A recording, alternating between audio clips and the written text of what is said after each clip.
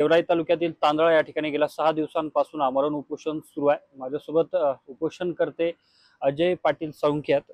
काय सांगाल, कुठल्या प्रमुख मुद्द्यांवरती तुम्ही हे उपोषण करताय आणि प्रशासनाने याबाबतची काय दखल घेतली आहे का? या ठिकाणी प्रशासनाने पाहिजे तशी अजून दखल घेतलेली नाही। जायकवाडीचं पाणी किंवा कृष्ण खोऱ्याचं पाणी भगवानगडाच्या पायथ्याशी आणून 222 द्वारे या ठिकाणी पाठ काढून या 4 तालुक्यातील बीड जिल्ह्यातील हा प्रश्न या ठिकाणी मार्गी लागतो। इथला शेतकरी सुजलाम सुफलाम होऊ शकतो। तसेच सिंधफणामध्ये ते पाणी सोडण्यात यावं ही एक प्रमुख मागणी आहे। तसेच या ठिकाणी सरकारने निवडणूक लढवली त्यावेळेस या ठिकाणी कर्जमाफीचं आश्वासन दिलेलं होतं, परंतु अद्यापही ते पाळलेलं नाही। ती कर्जमाफी व्हावी। तसेच या ठिकाणी नदीजोड प्रकल्प करून या ठिकाणी जायकवाडी धरणामध्ये जर पाणी सोडलं 40 TMC तर या ठिकाणी मराठवाड्याचा बहुतांशी भाग या ठिकाणी सिंचनाखाली येऊ शकतो। तसेच 1 रुपयात पीक विमा या ठिकाणी जाहीर केलेला होता, परंतु ती योजना बंद केलेली आहे। शासनाने ठरवलेलं आहे ती तशीच चालू ठेवावी। तसेच या ठिकाणी आपण स्वामीनाथन आयोगाच्या शिफारशीप्रमाणे या ठिकाणी शेतीमालाला हमी भाव दिला पाहिजे। शेती परवडत नाही, उत्पन्न खर्च सुद्धा निघत नाही। तसेच हिंदू धर्मामध्ये गोमातेला पवित्र मानले गेलेलं आहे। हे सरकार या ठिकाणी हिंदू धर्मावर निवडून आलेलं आहे, परंतु वास्तविक पाहता अंमलबजावणी कुठलीच नाही आणि त्याच्यामुळे तो कायदा कडक करून या ठिकाणी किमान या ठिकाणी तो अजामीन पात्र गुन्हा या ठिकाणी कसायावरती म्हणजे गोतस्करांना दाखल झाला पाहिजे, तेव्हाच हे सर्व या ठिकाणी मार्गी लागू शकतं।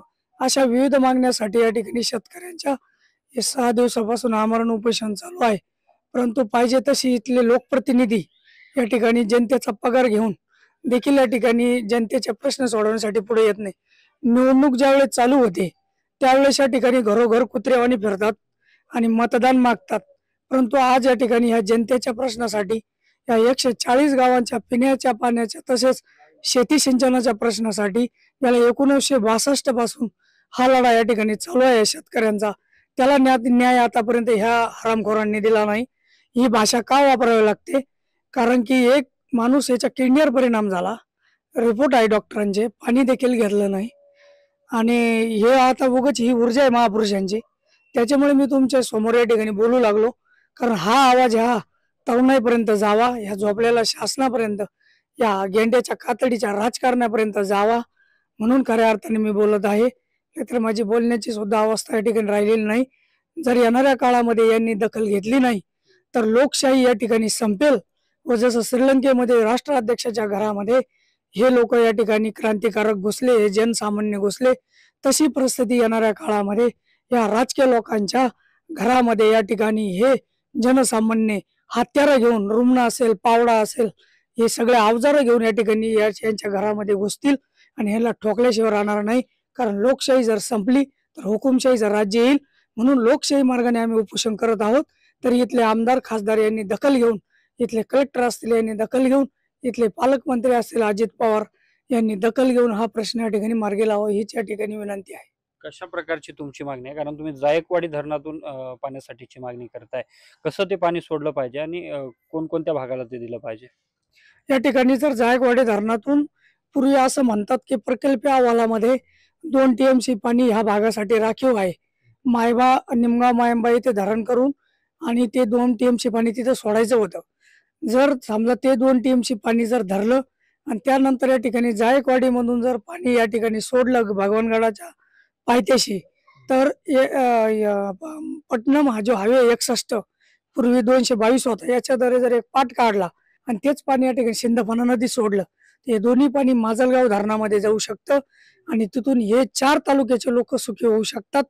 आणि म्हणून नुसतं 140 हे नाव आहे या योजनेला, या उठावाला, परंतु हे 4 तालुक्याचा 5 तालुक्याचा प्रश्न या ठिकाणी मार्गी लागू शकतो।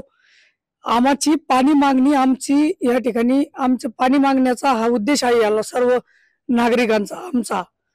शासनाने पाणी कसं द्यायचं? 200-250 किलोमीटर तुम्ही पाणी देऊ लागले नांदेड पर्यंत, मग इथं या ठिकाणी पाणी का देत नाही? पाणी कसं आणायचं हे वास्तविक पाहता इंजिनियर लोकांनी ठरवलं पाहिजे। त्यांना लाख 2-2 लाख रुपये पगार आहेत, अधिकाऱ्यांना पगार आहेत, त्यानंतर आमदार खासदार मंत्री यांना पगार आहेत।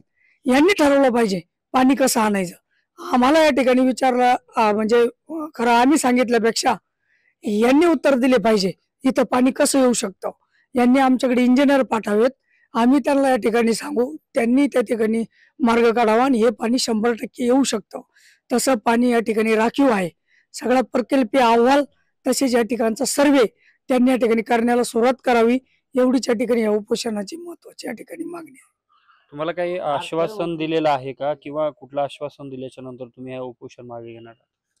आम्हाला या ठिकाणी हा सर्वे 140 गावाचा आपण जे म्हणतो, या 5 तालुक्याचं या ठिकाणी पाणी यांना कसं भेटू शकतं, किती दिवसात मिळू शकतं आणि त्याच्यात अंमलबजावणी काय करू शकतात, त्या आधारे या ठिकाणी आम्ही उपोषणाचा सोडवण्याचा विचार करू. तसेच हे पाणी या ठिकाणी जर जायकवाडी सुद्धा कोरडं होतं, टंचाई निर्माण होत असते, त्यासाठी नदीजोड प्रकल्प हा अतिशय आवश्यक आहे.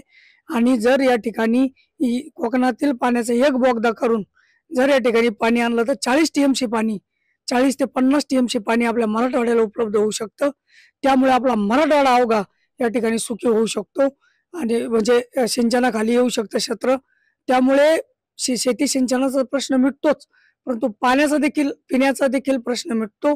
आणि म्हणून या ठिकाणी कर्जमाफी असेल अशी ह्या इतर जे प्रश्नाची काहीतरी जबाबदार अधिकारी आणि जबाबदार या ठिकाणी म्हणजे राज्यकर्त्यांनी ही जबाबदारी स्वीकारल्याच्या नंतर या ठिकाणी आम्ही उपोषण सोडू शकतो.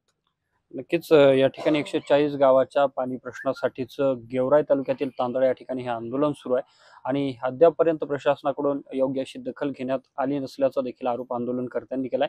आजचा 6वा दिवस आहे. उपोषणकर्त्यांची प्रकृती देखील खालावत चालल्याचं डॉक्टरांचं म्हणणं आहे. मात्र आता प्रशासन, सरकार याकडे कधी लक्ष देणार हे पाहणं देखील तितकंच महत्त्वाचं असणार आहे. कॅमेरामन विनोद सह मी अशोक काळकुटे, TV9 मराठी, गेवराई, बीड.